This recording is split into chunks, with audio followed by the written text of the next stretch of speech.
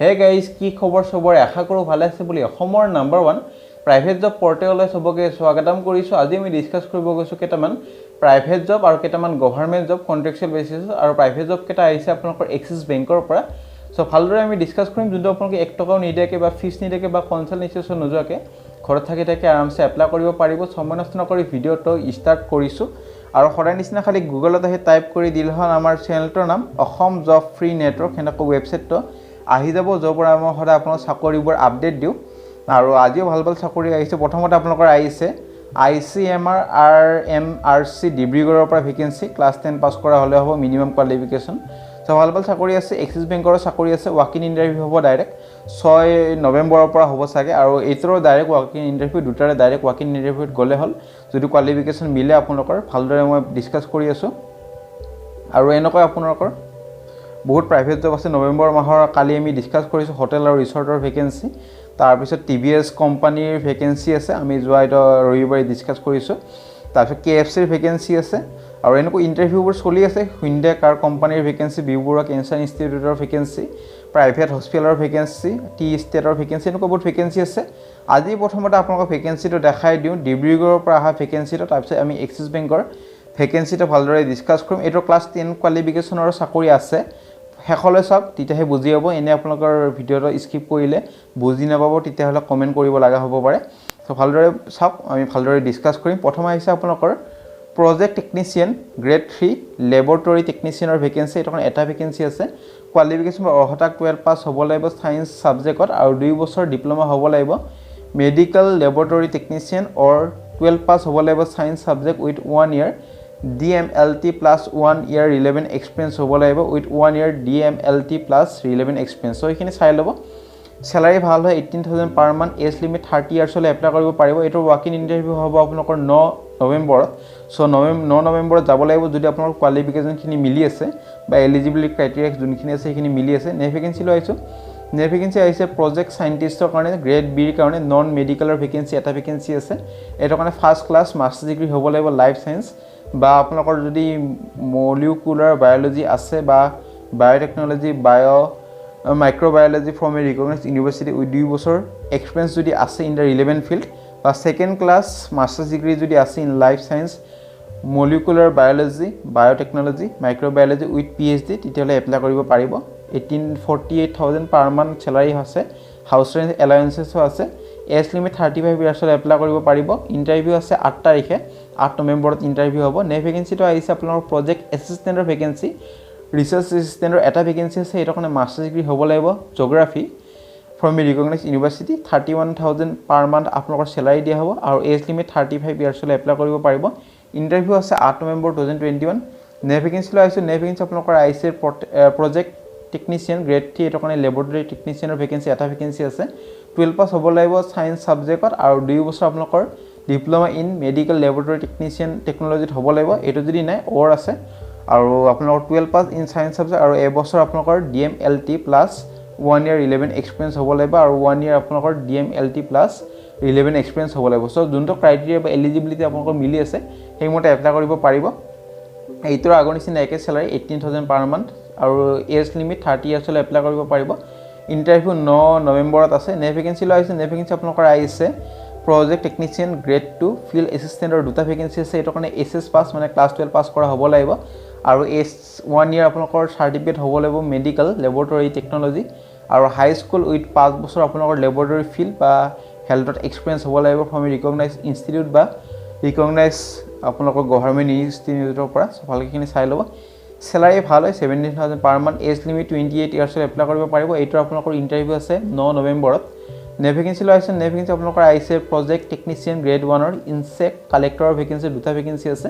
এইটো কাৰণে ক্লাছ 12 পাছ হ'ব লাগিব আৰু 1 ইয়াৰ আপোনালোকৰ এক্সপিৰিয়েঞ্চ হ'ব লাগিব in the field of entomology mosquito research project from a government institute বা ৰিকগনাইজড ইউনিভাৰ্চিটিৰ পৰা। সো এইখিনি চাই ল'ব।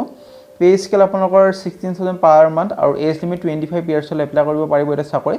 9 নৱেম্বৰ আপোনালোকৰ ৱাক ইন ইণ্টাৰভিউ আছে। নেক্সট ভেকেন্সি আপোনালোকৰ আহিছে প্ৰজেক্ট সাইণ্টিষ্ট গ্ৰেড বিৰ কাৰণে এটা ভেকেন্সি আছে। এইটো কাৰণে ফাৰ্ষ্ট ক্লাছ মাষ্টাৰ্ছ ডিগ্ৰী হ'ব লাগিব in life science microbiology sociology MSW masters of social work anthropology MCA MTech in computer science from a recognise university আৰু 2 বছৰ আপোনালোকৰ এক্সপিৰিয়েঞ্চ হ'ব লাগিব in the relevant field so' এইখিনি চাই ল'ব কোৱালিফিকেশ্যনখিনি আৰু এনেকুৱা কোৱালিফিকেশ্যন বহুত আছে আপোনালোকৰ ভালদৰে চাই ল'ব কোৱালিফিকেশ্যন আপোনালোকৰ নেক্সট ভেকেঞ্চিটো আহিছে প্ৰজেক্ট টেকনিচিয়ান গ্ৰেড 2ৰ কাৰণে লেবৰেটৰী টেকনিচিয়ানৰ কাৰণে 3টা ভেকেঞ্চি আছে এইটো কাৰণে ক্লাছ 12 পাছ কৰা হ'লে হ'ল আৰু 5 বছৰ ৰিলেভেণ্ট এক্সপিৰিয়েঞ্চ হ'ব লাগিব একে ফিল্ডত চ' এইখিনি চাই ল'ব ভালদৰে ভাল কোৱালিফিকেশ্যন দিয়া আছে আৰু next vacancy project technician research এছিষ্টেণ্টৰ কাৰণে এটা ভেকেঞ্চি আছে এইটো কাৰণে গ্ৰেজুৱেশ্যন হ'ব লাগিব লাইফ চায়েন্স আৰু আগৰ নিচিনা কোৱালিফিকেশ্যনখিনি আগতে আমি ডিছকাছ কৰিছোঁ সেইটো কাৰণে কৈ নিদিওঁ বাৰে চ' এইখিনি চাই ল'ব পাৰিব ভাল ভেকেঞ্চি আছে আৰু লাষ্টৰ ভেকেঞ্চিটো আমি ভালদৰে ডিছকাছ কৰি লওঁ প্ৰজেক্ট লেবৰেটৰী এটেণ্ডেণ্টৰ এটা ভেকেঞ্চি ক্লাছ 10 পাছ কৰা হ'লে হ'ল বা ইকুইভেলেণ্ট ফ্ৰম এ ৰিকগনাইজ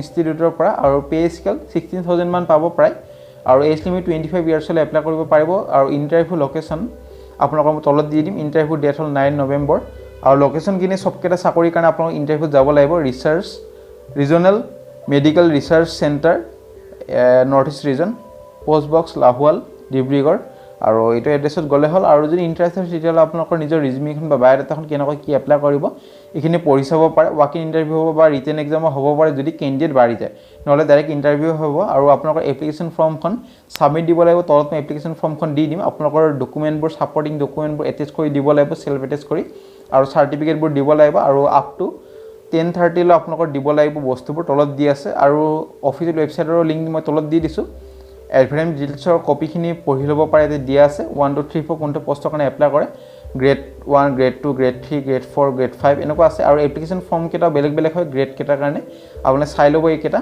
আমি এক্সিছ বেংকৰ চাকৰিটো ডিছকাছ কৰোঁ এতিয়া আৰু এক্সিছ বেংকৰ নৱেম্বৰ মাহৰ ভাল চাকৰি আহিছে আৰু ৱাক ইন ইণ্টাৰভিউ হ'ব ডাইৰেক্ট আৰু আপোনালোকৰ পে'ৰল মানে ফিক্স চেলাৰীত হ'ব ৰিলেশ্যনশ্বিপ অফিচাৰৰ কাৰণে ভেকেঞ্চি আৰু আপোনালোকৰ জব ডেছক্ৰিপশ্যনখিনি দিয়া আছে সেইখিনি পঢ়ি ল'ব ভালদৰে KYC বিষয়ে অলপমান জানিব লাগিব এইবাৰ আপোনালোকৰ ইণ্টাৰভিউত সুধিব পাৰে build relation with customer candidate আপোনালোকৰ এক্সিলেণ্ট কমিউনিকেশ্যন স্কিল হ'ব লাগিব নলেজ হ'ব লাগিব বেংকিং টাৰ্ম আৰু প্ৰচেছবোৰৰ ওপৰত আৰু চাম বেংকিং অপাৰেশ্যন ৱৰ্ক এইখিনি পঢ়ি ল'ব চেলাৰী আৰু ইনচেণ্টিভখিনি চাই লওক চেলাৰী আপোনালোকৰ 14,000 for sales experience candidate up to আপোনালোকৰ 14,000লৈ পাব প্লাছ ইনচেণ্টিভ থাকিব চ' আপোনালোকৰ চেলাৰী ভালে হ'ব এটা আনলিমিটেড ইনকাম অপৰচুনিটি থাকিব কেৰিয়াৰ প্ৰগ্ৰেশ্যন প্ৰগ্ৰেমৰ ওপৰত আপোনালোকৰ ভাল এটা আপোনালোকৰ অপৰচুনিটি হ'ব চ' বেষ্ট ইনচেণ্টিভ পাব ইনচেণ্টিভ মানে আপোনালোকৰ এক্সট্ৰা ইনকাম এটা হ'ব যদি ভাল আপোনালোকে কাম কৰি যায় চ' ভালকৈ এইখিনি পঢ়ি ল'ব ৱাক ইন ইণ্টাৰভিউ হ'ব আপোনালোকৰ গুৱাহাটীত 6 নৱেম্বৰত ৰাতিপুৱা 10টাৰ পৰা 3টা বজালৈ ৱাক ইন ইণ্টাৰভিউ হ'ব আৰু ড্ৰেছ কোড হ'ল ফৰ্মেল ড্ৰেছত যাব লাগিব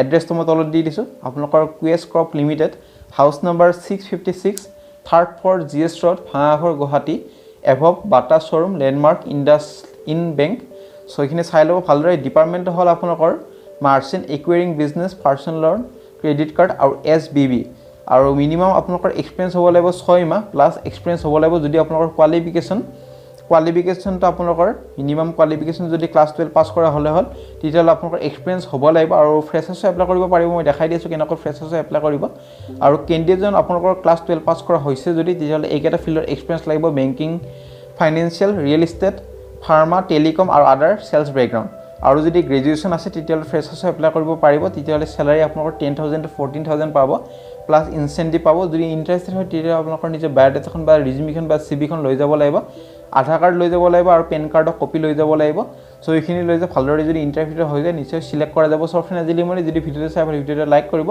আৰু আপোনাৰ ফ্ৰেণ্ডে ভিডিঅ'টো শ্বেয়াৰ কৰি যাতে সিহঁতৰ হেল্প হয় আজিলৈ মানে জয় অসম আগলৈ ভিডিঅ'বোৰ চাই থাকিব আৰু চেনেলটো ছাবস্ক্ৰাইব কৰি দিব